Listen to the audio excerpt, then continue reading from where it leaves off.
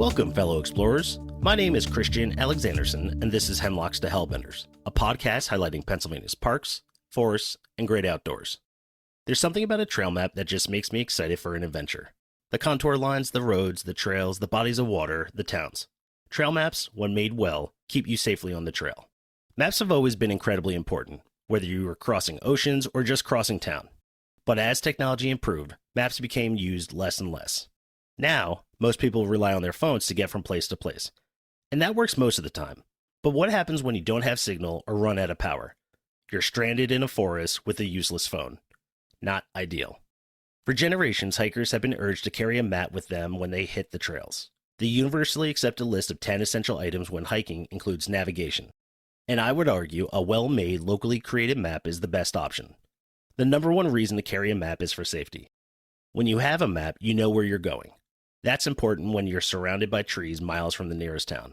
A well-designed map also builds confidence by making unfamiliar places seem accessible. Beginners are more likely to venture onto trails when they know where they are and where they're going. Experienced hikers use maps to plan longer or more challenging routes. Navigation, safety, and building confidence are important, critical. But one of my favorite aspects of maps is that they encourage exploration. And when a real artist designs one, they guide you on adventures. The author Mark Jenkins once wrote, "Maps encourage boldness. They're like cryptic love letters. They make anything seem possible." I like that. I really like that.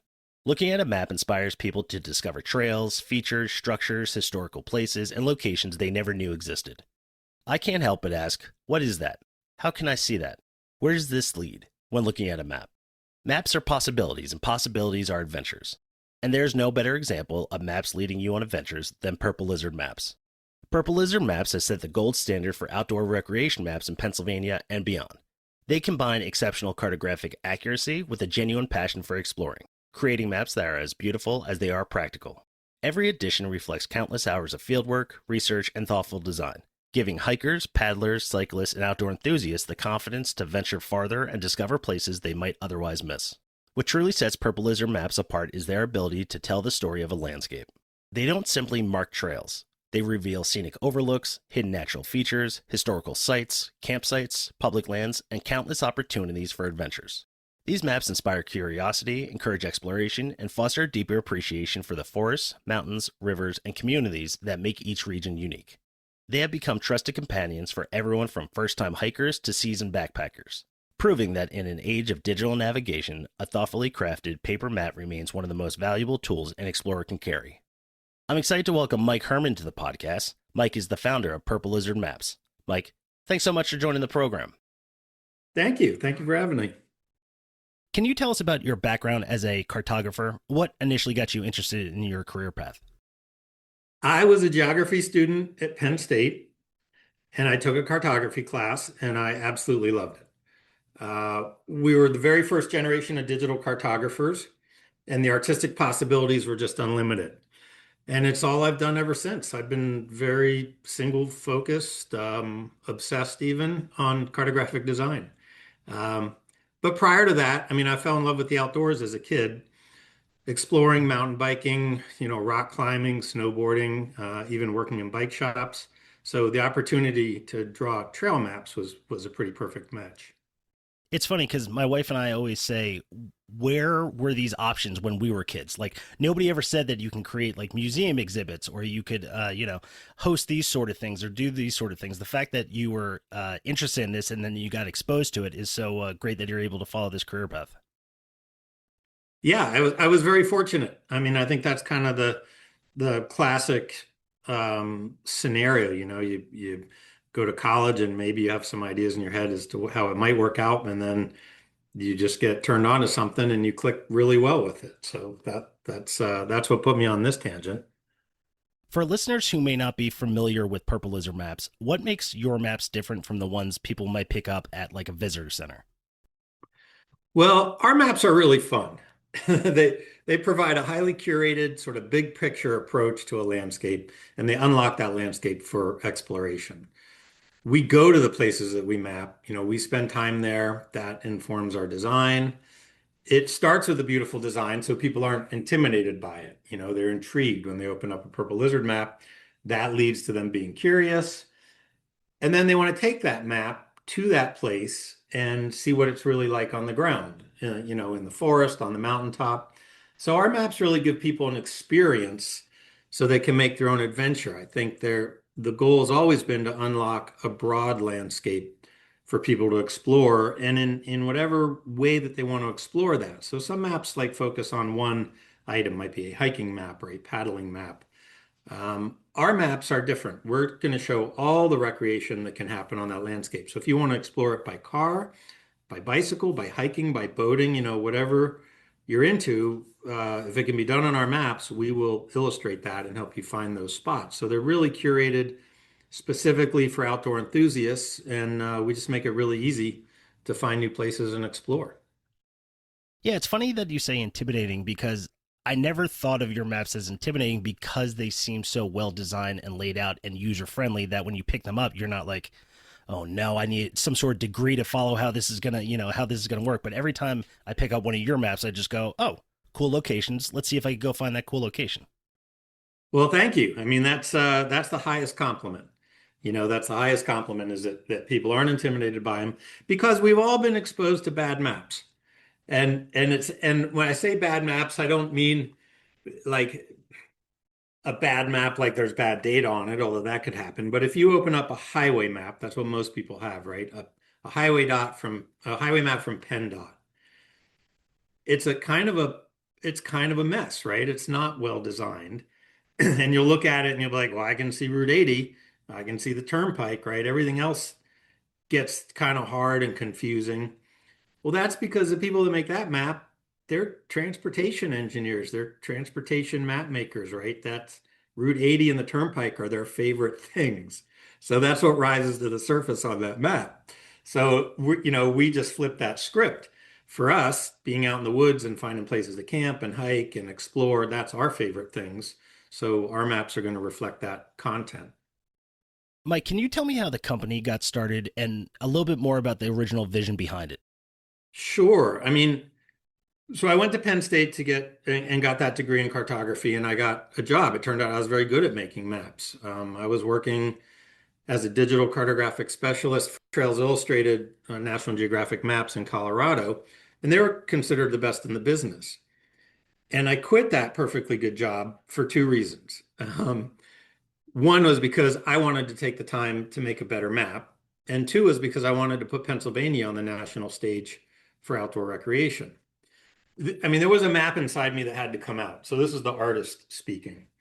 I had a bunch of new design ideas in my head. I wanted to make my own map in my own style. When you're a cartographer for another company, no matter how good or prestigious that company is, they have a style, they have a look and feel, and you don't usually get to stray from that. But we had all these digital design tools and all these different things to do it. So my first purple lizard map was of a forest that I love, of Rothrock State Forest, which is the state forest right outside of Penn State University. And I published that map and it won design awards. And then that set my career trajectory on a bunch of new tangents. But I knew that outdoor recreation opportunities were exceptional in Pennsylvania. But the state wasn't highlighting and promoting outdoor assets the way I saw it done out west, right? So I mean, out west, people love finding dirt roads. But in Pennsylvania, dirt road was seen as like a road waiting to be paved, right? They weren't really thinking, they were trying to get like, we're not rural, we're urban. We want more paved roads, less dirt roads. And we were kind of just, when I was in Colorado, people would call me a flatlander. And I was like, no, I grew up in the mountains, the Appalachian Mountains, the Allegheny Mountains. But of course, out there, they're sort of like, oh, those aren't mountains. Like their visual of Pennsylvania was very flat. And I just knew that we had a beautiful landscape, tons of trails, and both creatively and me wanting to like shout from the rooftops, like, hey, Pennsylvania is where it's at. Brought me back here to start Purple Lizard Maps. When you're creating a new map, what does the process actually look like? Like how much time is spent in front of a computer versus on the trail verifying what you see? That's a great question. And it's different for every map. So we're talking about a process that can take many hundreds of hours. Many of our maps take 1,000 hours to finish over the course of a year or more. So it starts in the studio, working on computers. We're trying to get all the data we can find. We're studying existing printed maps and guidebooks. We're downloading data from state agencies, public sources, maybe data that individuals put up about a trail that they hiked or something that we found. So we're bringing all this data in and putting it on the page. And then it's a big process of sorting through it to try to figure out what's real and what's junk. In that process, we build really strong relationships with the land managers, the visitors bureaus, trail clubs, individuals that know that area well. But I think what really sets us apart most of all is that design is directed by the experience. So we're out in the landscape, we map, we ride bikes, we go hiking, we go camping, we paddle, we do the things that we're suggesting people do on our map. So when the explorer is also the cartographer, the map's going to inherently improve because we're standing in those locations and that informs how we represent them on the map. And like people ask this question, they say, are Purple Lizard maps, do you make your maps from the internet? Right? As if the internet is something you can pick up and work with. Yeah. And that's because these days, a lot of maps are made with algorithms and raw data. A lot of that data is wrong, or it's not well organized or selected. And of course, most people just equate data and maps and stuff with the internet. But the contrast is most mapping companies are making maps of places they've never been to.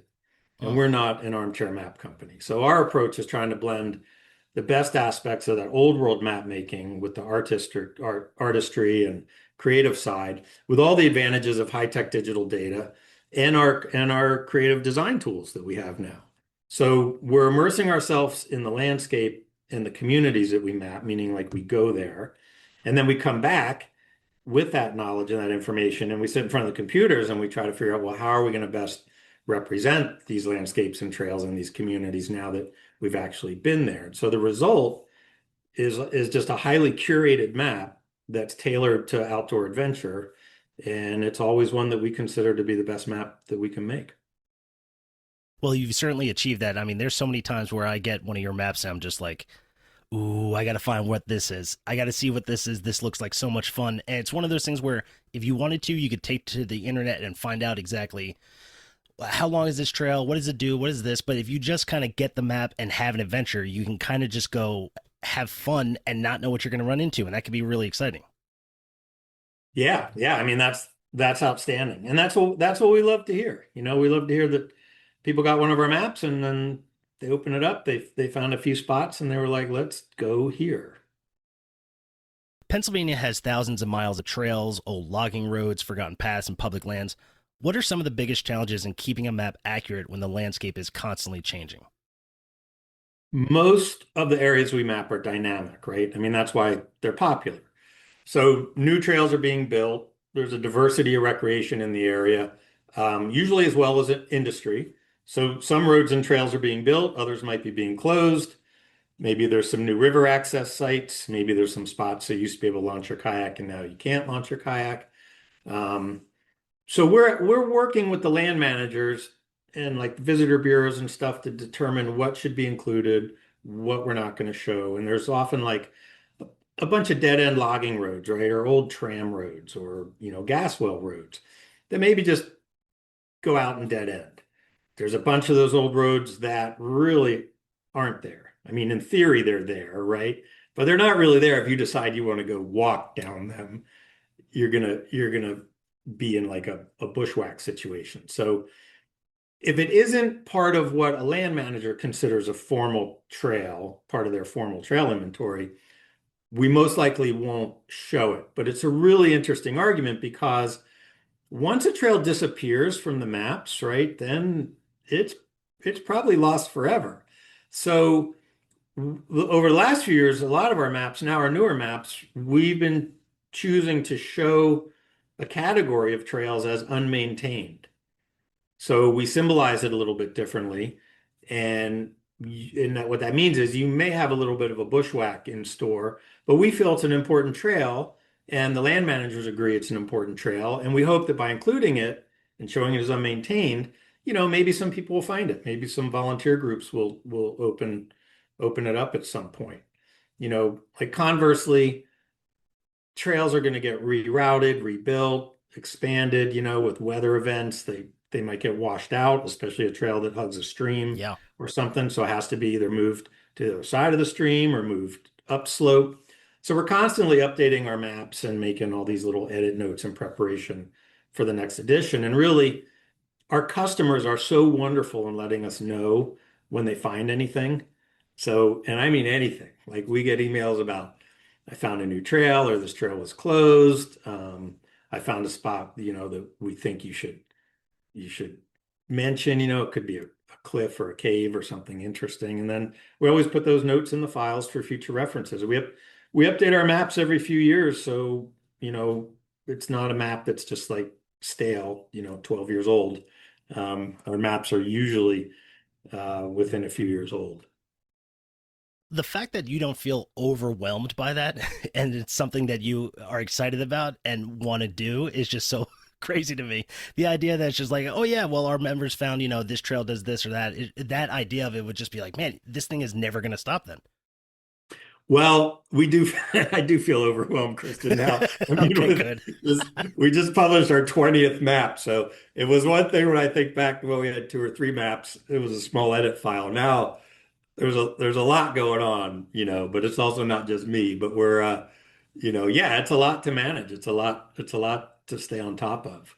But that goes back to the partnerships that we form throughout this process. So we're not making this map from 5,000 miles away and we've never been there. Like if a customer tells me this changed, I can pick up the phone or send an email to the district forester or to the rec forester or to somebody that works in the conservation landscape area or whatever and just say, hey, we heard this trail's getting rerouted, is closed, what's the timeline, what's the deal?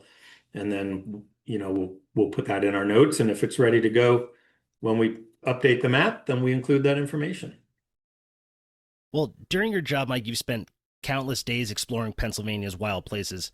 Has there been a location that surprised you, like a place you expected very little from but ended up becoming one of your favorites? Oh man, our latest map, Dark Skies. That's Susquehannock, Elk, and Sproul State Forest. So it's all of Susquehannock State Forest with parts of Elk and parts of Sproul. Now, I wouldn't say I expected very little of it, the way you phrase that question. But what really struck us working in that forest was how utterly remote it is in that area of the PA Wild. Yeah. So, I mean, absolutely beautiful. And you get a sense that you are really out there because you are. And that experience is different. A lot of the state forests that we've mapped and a lot of state forests that people experience because they're easy to get to. They're close to a major hub or something, like if you look at like a forest like Michaud State Forest just south of Harrisburg, the Appalachian Trail comes through it, a very popular forest. You can go there, you can have a remote experience, but in like, 30 minutes, you can usually zip out to a coffee shop or a brewery or a cidery or a gas station. When you are up in the PA Wilds, like you realize that, wow, we are over an hour if we need to actually get anything. Oh, And yeah. then I'm not sure what we're really going to get, right? It's getting late. So I think now that we've published that map, we're really looking forward to returning just for fun, with less work, just actually getting out in the forest and enjoying it. Because the spots we found out there making those maps were just ones that called us back. Just I want to come here and camp and explore this further. Well, let's talk a little bit more about your new map because when I found out this was a project you were working on, I was thrilled. I love Dark Sky. I think it's so interesting. As somebody who never saw really stars until their mid 20s, the fact that we have so many wonderful places in Pennsylvania, I knew that once this map came out, it was going to be a great help for people who want to go a little bit farther away and get a little bit deeper into the forest. Yeah, because that remoteness, right? The upside of that remoteness is you have escaped light pollution. And even the small towns that surround that area, like Coudersport and Gailton, they are doing their best to minimize light pollution. So they don't have a ton of lights on downtown at night. The ones they have are designed to not flood up into the skies. So it's a very dark sky experience. Certainly if you go to like the specific spots like Cherry Springs State Park, where you're going to have, if you go there when there's programming, you can actually talk to astronomers and meet people with telescopes and do that whole thing. But anywhere on that map, you can, if you're backpacking, if you're hiking, if you just want to drive your car out to some overlook, you're going to find a very, very dark sky. And that is kind of mind-blowing. So, you take it for granted if you have access to that, but when you don't, when you haven't really experienced dark skies in a while, it takes your breath away to just sort of stand there and kick your neck up and look up into the stars and go, oh my gosh, look at everything that's going on up there. Yeah, it's astounding. It's funny too because when I was a kid, we learned so much, stars and planets and things like that, and it never really interested me. And I always kind of wondered, like, why was that a thing? And it's because I just never got to experience the stars. I never really got to see those things. So when I moved to Pennsylvania, I was on a farm in York, and it's not like York is a dead space where there's no activity. And I remember looking up and seeing the stars and being like, oh, this is a game changer. I see why so many people are obsessed with this. And then I went to Cherry Springs and you see the Milky Way and you're just like, I get it now. This is different. Well, and you can say the same thing about other features in the forest. Yeah. Like a lot of people haven't really experienced a deep woods, right? They've experienced local parks, maybe like the undeveloped forest behind the elementary school, places like that, right? But not like stepping in to a wild area where like, wow, this is 30,000 acres of continuous unbroken forest, right? Like that's a very different experience. People might have, if you grew up in the suburbs or a more urban experience, and your experience of going to a stream or a place where people fish, it's a very busy, crowded, built-up environment, right? A stream that also has park benches and trash cans and streetlights, right? By the parking lot. And then you go up into the Piggy Wilds and you like get to sit by a mountain stream all by yourself, and you're like, oh, this is a very different experience. Yeah. It's the same with like old growth, which is also, I'm sure, in that area of just being able to, when you hear about old trees, you're like, I don't know, the one near me looks pretty old and it's like 50 years old. And you're like, yeah, I guess that's pretty old. And then you go somewhere like Cook Forest and it's like, or Allegheny National Forest and it's 350 years old. And you're like, oh, yeah, okay. Different. This is just different. Sure. I mean, here we are celebrating the 250th anniversary of America, and we can go out in a forest and have a little picnic and sit amongst trees that predate that by a century or more, right? It's hard to wrap your head around. Yeah. And now, let's hear from our sponsors. Join the Keystone Trails Association's Trail Care team to show some love to the trails you love. KTA organizes hands-on stewardship events and training workshops to maintain and expand hiking trails in Pennsylvania. You can find a Trail Care event near you. View KTA's schedule of events online at kta-hike.org. Your best summer adventure is closer than you think with Purple Lizard Maps. Durable, waterproof, and easy to read, Purple Lizard Maps help you plan the best outdoor adventure in PA and beyond. Explore the Purple Lizard statewide outdoor recreation map and 12 Pennsylvania destination maps to find your next adventure. Check out their new map, the Dark Skies Susquehannock State Forest map, created in partnership with the PA Wilds. It features one of the most remote outdoor recreation landscapes in the Pennsylvania wilds with quiet trails, winding back roads, sparkling streams, small towns, and big public lands, and some of the darkest skies in the east. Start your next adventure today at purplelizard.com. Hello, fellow explorers. This is a message from the Pennsylvania Parks and Forest Foundation. You know those incredible state parks and forests Christian talks about in every episode? We're the ones making sure they stay incredible. From maintaining the trails you hike, to engaging volunteer groups who make your experience better, to supporting conservation projects that protect Pennsylvania's natural treasures while keeping these places accessible. We're behind the scenes making it happen. Whether you're planning your next waterfall hike or just dreaming about your favorite overlook, know that PPFF is working to preserve these special places for future generations of explorers. Learn more at paparksandforests.org. Looking to add some Pennsylvania charm to your space? Sister Sunflowers has you covered. Their unique stickers highlight the small local spots that make your community shine, from quirky caves to hidden gems. Perfect for your laptop, water bottle, or anywhere that needs a little hometown love. They got stickers, magnets, prints, and even a hand-drawn poster to keep track of all the Pennsylvania state parks and forests you've explored. Use code HELLBENDER15 for 15% off your first order. Support local, inspire adventure, and decorate with meaning. Only at Sister Sunflowers.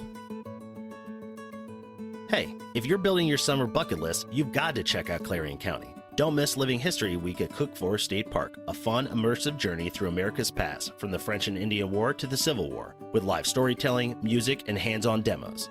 If you're up for adventure, local outfitters can guide you on river trips or hikes, or hit the trails at your own pace and wind down with local wine and craft brews. Plan your trip, explore events, or let us help you plan your visit at discoverclarioncounty.com. Clarion County. Add it to your travel bucket list.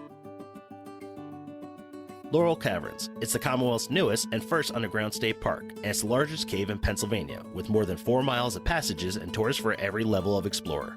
Laurel Caverns is a different kind of state park experience, one that invites you to discover Pennsylvania's Laurel Highlands from a whole new perspective. Plan your long weekend now at golaurelhighlands.com. All right, back to the show. Paper maps might seem old-fashioned in the age of GPS and smartphone apps, yet many experienced hikers still won't leave home without one. Why do you think paper maps continue to have such an important place in outdoor recreation? Well, they still do things that screens can't do. So, I mean, there's a couple ways we can talk about that. A Purple Lizard map provides you with an engaged escape, right? So you're an active participant to envision and plan and make your own adventure out there, right? Like you mentioned, you open up the map and you're like, wow, I want to go here, I want to go here. Then you think about how I'm going to get there. You see all these different ways you can get there and tie that together. So it lets you see and find so much more than you can on your phone screen. And you get a much more satisfying experience from that. Because what the paper maps do that the screens can't, like our maps are 2 feet by 3 feet. And there's 2 sides, right? So this is really, 2 feet by 6 feet. Like this is a big map. So they give you this big picture. So being able to spread a big map out on a picnic table or your tailgate or your kitchen table, and look at all those options, the roads, the trails, the streams, the parks, how they connect, all the different ways you can immerse yourself in that landscape. That's the power of a real map. Like just following the blue dot that somebody else recorded isn't nearly as satisfying.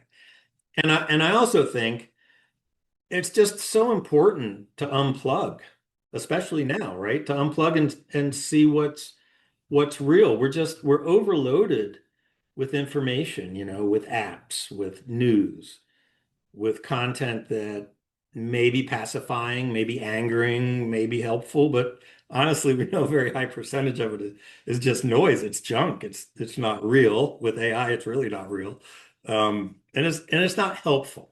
So, I mean, not only is it unhelpful to us as individuals, it's not healthy for us as a society, right? We know this.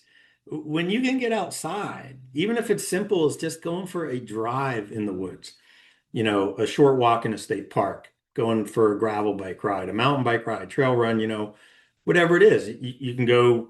You don't have to go on a multi-day backpacking or camping trip, right? You can just go out for a couple hours. But when we can get in nature and connect, with what's real, that's just very healing. I mean, that resets our brains, it calms us. I mean, personally, it inspires me. Like humans did not evolve to live indoors staring at screens. That's not in our DNA. We have multiple senses, and the best way to engage them all is to immerse ourselves in an outdoor experience. So when you open up one of our maps, hopefully it just draws you in. You start to see this network, parks, forests, and communities, small towns, and then you can plan a route and think about how you're going to get there. And that's so different from using a GPS where you just like punch in a destination and then you follow a dot to the location. You take the fastest way getting there, and you don't really know where you are. You don't really know how you got there. You have no idea what you missed along the way. And that makes perfect sense. Like if I'm trying to get to a doctor's appointment in a strange town, if I want to find a restaurant, right? Where's my hotel? We've all just been trained to use GPS navigation, which is always focused on the fastest route. But on vacation, right? On a weekend, on a random afternoon, I don't want the fastest route, right? I want the most interesting route. I want the most fun way, the most rewarding way. I want to be immersed in this landscape. I want to participate in this adventure. I want to have this experience, not just mindlessly passing through to get somewhere else. I mean, uh, what's the saying? It's not about the destination, it's about the journey, right? And so that's what our maps do for people. And that's even if they don't think they love paper maps, or they just because they haven't had a map like ours. So, and people, that's how they get hooked on it. Yeah, it's funny too because I read books about these explorers and these great discoveries, and you can really get bogged down in the idea of like, oh, I'm never going to see anything new. Like everything that's been there, you're never going to discover anything.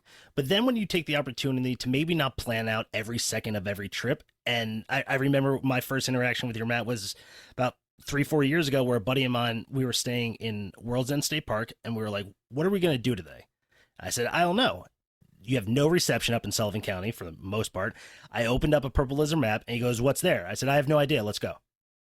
And then we were at the Haystack Rapids. And Yeah. then he goes, what's here? I said, I have no idea. Let's go there. And then there's the Dutchman Waterfalls. And you're like, this is what an adventure is. Did I discover it? No, but the fact that I was able to walk up to something, not have I didn't read Google reviews about the rapids. I didn't, do all this research beforehand. The fact that I was able to have my own little adventure to be able to go out and see these things is worth it, is phenomenal. Yeah, I'm so glad we could help you with that. And that's so satisfying, because really, we are like a craft map making company. So that's that's the goal, is that the maps actually affect and improve people's lives. Your maps highlight more than just trails. They point people toward overlooks and unique natural features, historical sites, and lesser known destinations. How do you decide what deserves to make it onto a Purple Lizard map? Well, yeah, so that, they use the term you read a map, right? So not many maps are worth reading. We really like to think that our maps are like, you do read our maps. You get sucked in. There's little quotes. They're highly curated with historical notes, cultural highlights. For instance, we'll include things like covered bridges and waterfalls, like you mentioned. Really neat things that are worth taking a few minutes to find, to get out, to walk around and experience. And we put those little purple lizards in places, a legend that says this could mean anything. So we work really close with land managers and conservation groups on all of our maps. So one of the content decisions we make working with them is to discuss what should not be on the map, right? So your question was asking what should be on the map. Conversely, our discussions is like, well, what should we not put on the map, right? So I like to say some knowledge has to be earned. And also from a visitation standpoint, we can craft the map to dissuade visitation as much as promote visitation. Mm-hmm. So if an area is really suffering from overuse or underuse, how we illustrate that on our maps can help determine how that's used. And that can go both ways. If an overlook is sort of has become a party site, or it's spray painted and there's broken beer bottles and things, there's sort of a bad element there. If we have this discussion with land managers, if we pull that out on our maps, we make that a lizard spot and more people go there, we get more of the what I would call the right kind of visitors that are there for the view and to see the natural, geology or whatever that feature is. And then, the bad element that thought they had it all to themselves are like, oh man, that's no fun. There's families showing up here, right? They're gonna go somewhere else. Yeah, harshing my So vibe. What are you doing? right, right. So, and conversely, we'll also discuss potential lizard spots that are like so special and relatively unknown. And in discussion with forestry, we might decide to not call attention to that spot, because man, it's cool. A couple of people know about it. We don't really need to put a lot of people there. We don't need to increase that visitation. So it's always this fine line with, protecting the resource and promoting the resource. If someone gave you unlimited time and resources to map one place that isn't currently covered, where would you go? I go back to the Pennsylvania wilds. It's like, I mean, we're planning on making a few more maps up there. It's just amazing, right? I mean, there's over 2 million acres Um, but I mean, if you're saying truly unlimited time and resources, um, Africa is the continent I'm most enamored with. Yeah. So I would say if I had unlimited resources as a cartographer, I would love to map ancient sites in Egypt and Ethiopia. Um, but we don't. But right here in Pennsylvania, we have an amazing resource with Pennsylvania Wilds. There's so much history, so much remote land, so much to discover. So that's certainly high on my list. Yeah, I think it was really great that you saw the fact that maybe outdoor recreation wasn't being promoted as much in Pennsylvania as it should have when you first set up the company. And instead of going to a place where I'm sure it would have been easier or you maybe even would have made more money out west, being able to do something, you came home and you really focused on growing this. And I do feel like when a map comes out, when a Purple Lizard map comes out, that area kind of it gets a bump. It gets an interesting like, oh, we have to go check this place out now. Um, how rewarding is it to see people using your maps? I mean, the fact that you're not creating this for some preservation society that's never going to actually go on the trails. You're doing it for the people that are actually going to be exploring these places. Yeah, it's very rewarding. I mean, I'll be selfish and say first we're designing the maps for ourselves. Like we have to be really as the artists, right? We want to be happy with it. It's our song, it's our novel, it's our film. Um, and the fact that then people get to take that and go out and have wonderful experiences is very rewarding. And yes, I thought about when I was out west where else I could do a company like this. One of the reasons I came east is it came back east was because small map companies didn't exist in the east, where there were pockets of little boutique small map companies out west that I looked at and was like, oh, this can be a thing, this can happen. So I thought instead of, even though it might have been a better business decision, but it was going into a more crowded market, my preference was to come back to Pennsylvania, in part just because I have such strong roots in Pennsylvania in the East. Um, but also I just knew the resources are here, and the population. Yeah. And the fact that now you're seeing, the Office of Outdoor Recreation, and you're seeing new state parks come online, it must be rewarding to see this outdoor recreation economy that you helped build really thriving.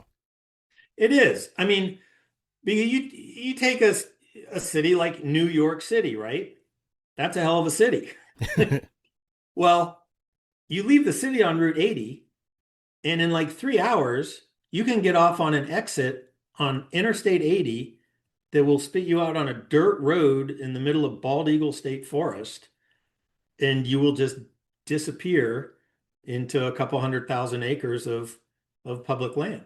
So, like to have that level of access that quickly to such major metropolitan areas. I mean, Pennsylvania, certainly we have Harrisburg and Pittsburgh, and people enjoy the outdoor rec from that. But Pennsylvania is also right there for Baltimore, Washington, D.C., New York City, like the Eastern Seaboard that wants to come to the mountains.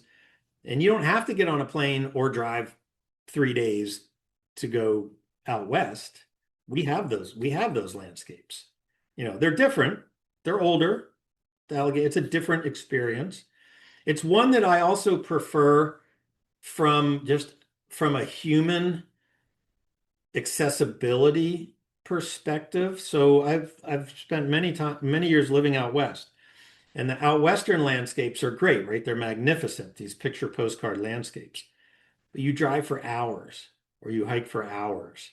And these gaps, these access points are like 80 miles apart. And then in Pennsylvania, there's no real hill or hike that you can't get to the summit of in like an hour, right? Now, we're going to hike uphill for 6 hours to get to the summit. We're going to have to leave at 4 in the morning. Like it's more of like a gentle roller coaster up and down with all these nooks and crannies. So whether you're riding a bike or whether you're on foot or just driving around, I feel like I've always felt our forests are so accessible in that way. And they're pretty accessible. I love the four seasons.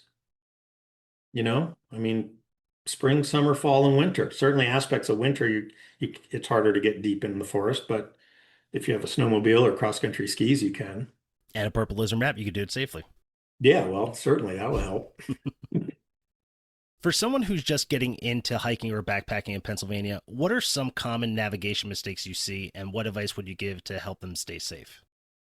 So the best way to start, if you're not into hiking, or not into hiking, but you don't have experience with it, the best way I think is to go on a short hike or an overnight camping excursion with a local group or a guided hike. Many communities are offering these, or organizations like the Keystone Trails Association, where you can go out with people and you can sort of be taught and watch other people and talk and see how to do it.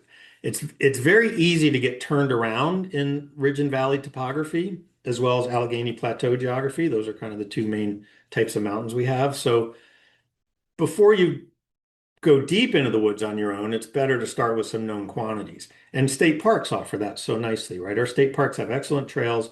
They're well marked. Many of our long distance trails are well marked. A lot of them enter and exit state parks. So you could start with a section of the Mid-State Trail or the Appalachian Trail and just walk a few miles out, turn around and come back, whatever your comfort zone is. We're soon going to have a new backpacking loop in Pennsylvania called the Tilt Rock Trail. So that starts in Bedford County, and that uses parts of the Mid-State, the Standing Stone, and the Tuscarora trails. And it's a little over a 300-mile loop. And so the benefit with starting with a like well-traveled and well-marked trail is you can pay attention to where you are and start thinking about navigation, but there isn't the pressure of of really navigating in a truly remote area, right? You didn't just walk into 30,000 acres of a square timber Hammersley Wild area and you're like, oh my gosh, where am I? How am I going to get, what am I going to do in here? So you need to start slow and simple and work up from there. I mean, the beauty of it is everybody, if you can walk, you can hike. You don't need anything special.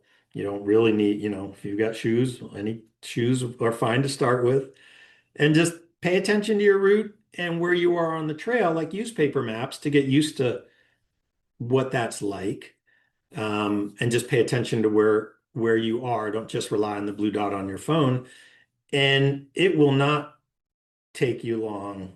You know, people who aren't used to the outdoors, they'll be like, "Oh, you hiked 3 miles." Like it's a monumentous distance. And it is, right? When you're starting, Yeah.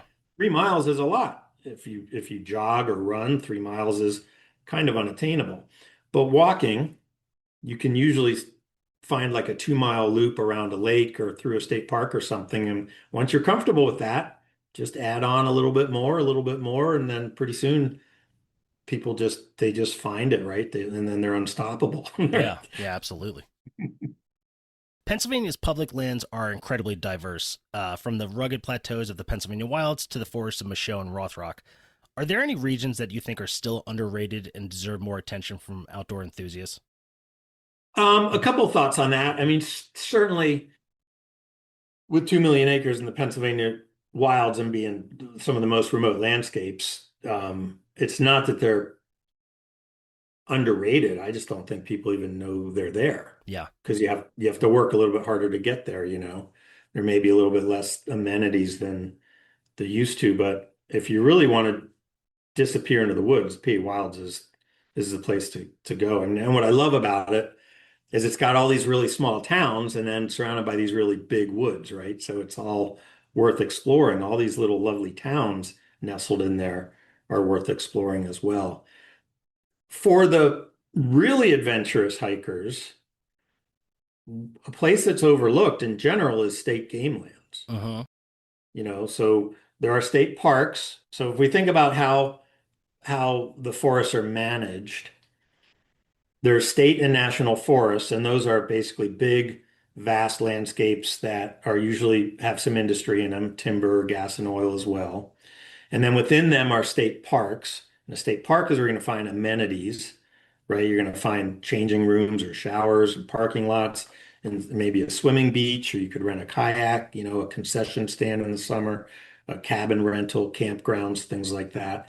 And then state game lands are largely for hunting and habitat preservation. So you won't find many formal trails, but there's still a lot of exploring that can be done in there. They have streams and they have rock outcroppings and things like that. And they're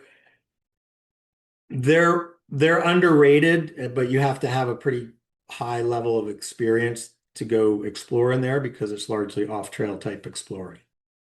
Like that's the progression. Like start with your state parks, Hmm. and then that's the gateway to your state forests. And then you can get into your national forests and your state game lands and these more remote landscapes after that. Yeah, and the good thing about Pennsylvania is we do have that progression kind of all over the state. If you want to start big to small, you have a lot of places or small to big. You have a lot of options. I mean, 125 state parks, 20 state forests, Allegheny National Forest, Delaware Water Gap. I mean, you have places to really explore. Yeah, we have a tremendous amount of public land. It's tremendous. Looking ahead, what's next for Purple Lizard Maps? Are there new regions, new products, or new ideas that you're especially excited about that you want to share with the outdoor community? Yeah, we have a lot of maps in progress right now.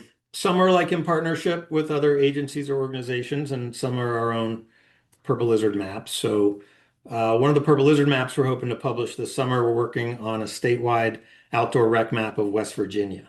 So that's just like our Pennsylvania map, but we've been working on one that showcases Pennsylvania or showcases West Virginia, which is really interesting, right? Because the state fits like a key Mm-hmm. into the southwestern corner of Pennsylvania with that sort of northern arm that goes up on the western side of Pittsburgh. And then, of course, we share a lot of a southern border. And we did it at pretty much the same scale. So those two maps kind of overlap. And a lot of our trails and our rail trails and stuff flow from one state to the other. Yeah, I bet. So that's what we're working on. We've also been working on a stream map of Pennsylvania, which is like an art project piece. Um, we're going to map a Laurel Highlands hiking trail for this fall for the 50th anniversary of that trail. And we also have a map of Wayne National Forest in southeastern Ohio almost ready to go. So, I mean, right now there's lots of maps happening this year for us. Yeah, it's funny because, you describe yourself, and obviously you are like an artistic and creative person. One of the problems with an artistic and creative mind is that it never really stops. So I assume that you must have a million ideas, and the only thing really limiting you is time and, staff or waking hours, that sort of thing. You're exactly right. Yeah. Yeah. Yeah. That active mind might be a little bit of a curse sometimes, but there are so many different maps I like to make. And honestly, I mean, when I'm making it, I love both aspects of that. I love sitting in front of the computer and trying to solve some design puzzles on whatever that particular map project is. And I love being in the field, you know, trying to roll into these little towns we haven't been in and talk to the shop owners and meet some people and drive on the forestry roads and see what it's really like out there. So yeah, there's always another map to make. There's always a bunch on my mind. We should also say too, what maps are available. I mean, you don't have to run through them all, but what maps are available for Pennsylvania and some of the surrounding areas or some of the different areas? Well, so we've got maps in multiple states now. I mean, we sort of always have, but Pennsylvania, West Virginia, Maryland, Virginia, Ohio, and Puerto Rico. So we have, um, what is it now, up to 20 maps total across 5 states and Puerto Rico. So we've got a lot of what we've always tried to do is sort of organic growth where one of our maps will overlap on another map. So you can seamlessly go from one map to another. But the other side of that coin is if you're familiar with one map and then you want to expand your horizons, you can just sort of like go to the next forest, to the adjacent forest. We do a 2 map series of Shenandoah National Park, which is like a fantastic national park. Everybody on the Eastern Seaboard should go to Shenandoah. And I love that map. I mean, I usually go to Shenandoah once or twice a year, maybe 3-4 times a year, and every single time I have that in my pack where I'm just like, ooh, what am I going to check out today? It's that idea of just having the maps cover that significant portion of the closest national park to me is extremely helpful. Well, and the way that map came about was Justine and I. like to go vacationing in Shenandoah National Park. And we had the guidebooks and we had the maps, and they weren't good enough. So Yes. Yeah. I sort of was like, I could really make a nice map of this place. So it ended up being a two map series because that's one of the problems with the existing maps is the landscape's too big to fit on one map. So we were like, oh, we got to split this up into two. That's the same with our West Virginia maps. You know, we went camping and hiking in Dolly Sod's wilderness, and we had gotten all the maps you could get in advance and went there and really fell in love with the place and was just like, I got to do this place some cartographic justice here and draw a map of it. Yeah, So, I know a man with a particular set of skills that could really make this thing pop. yeah, so there's a lot of them start as a labor of love like that, and then it might steamroll from there. Yeah, that feels like a lot of projects I'm associated with where I'm just like, why is nobody else doing this the right way? I guess I'll do it. And then 2 years later, I'm like, where did my life and time go? Yes, yes. Hopefully you like doing it though, right? That's the key. That's why I keep doing it. So, oh, Mike, where should people go to learn more or to purchase Purple Lizard maps? Where can people find them? Well, go to your local outfitter, bike shop, bookshop, coffee shop, brewery, cafe, hardware store. We have maps in a lot of places that one may not expect to find maps. Certainly in a big shop like an REI or an LL Bean or something, or public lands, but also in like that little fly fishing shop that's only open 2 days a week. There's a good chance they might carry our maps. You can always go to our website, purplelizard.com. Certainly has all our maps available for sale and our other stuff. But more importantly, what you'll find there is our adventure blogs. So we have a whole bunch of adventure blogs archived on there, which have quite a few adventures, tips, ideas, sort of all waiting to help you expand your ideas on how to explore certain maps and places like that. And really to just go out and make your own adventure and explore more. Yeah, one of the things that I love is following you guys on social media. One, because you can spot when new maps are coming, which I love. And the other thing is just seeing where you're at and knowing that you're going to be creating a map for that area soon. So just to see that pickup truck down dirt roads, I'm like, ooh, Mike's cooking something up. Yeah. So we have to be careful. Sometimes we might post something and it is just a place we're exploring. There's not an actual map on the horizon yet. And people will be like, what? Are you making a map of that? When's that going to be raced? No. We're just passing through. Wanted to check it out. Yeah, But, yeah, it's but that's downtown often how they Harrisburg. get Calm on the down. list, Then Yeah, it's like, yeah. well, maybe we'll get to this in a couple of years. Yeah. Well, Mike, I want to say, first of all, that I really appreciate not only your maps that I absolutely love and adore, but your support for the podcast over the last several years. It's been really wonderful. When I started looking at the idea of sponsors, I wanted to get the best, what I consider the best in the business, and Purple Lizard Maps is the best in the business. So I just want to say I really appreciate you supporting the podcast, supporting the Outdoor Content Creators Meetup. You've always been so phenomenal. You and Justine have been great to work with, and I'm always constantly excited about what you're coming up with. So I appreciate your support a lot. Well, thank you. We appreciate supporting you. I'm always excited to see what the next podcast is going to be. Because lots of times it's a place we map. So, and I love the people you find to interview, and lots of times that'll put a place on our radar and be like, oh, we're gonna have to slot that into a weekend, go see what's going on there. So I appreciate your work as well. Thanks so much for talking to us. We really appreciate it. Yep. Thank you.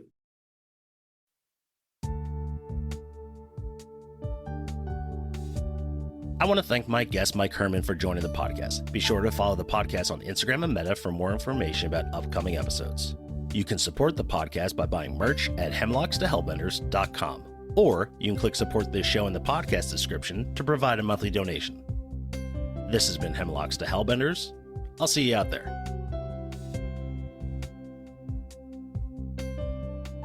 Hosting, production, and editing by Christian Alexanderson. Music by John Sauer. Graphics by Matt Davis.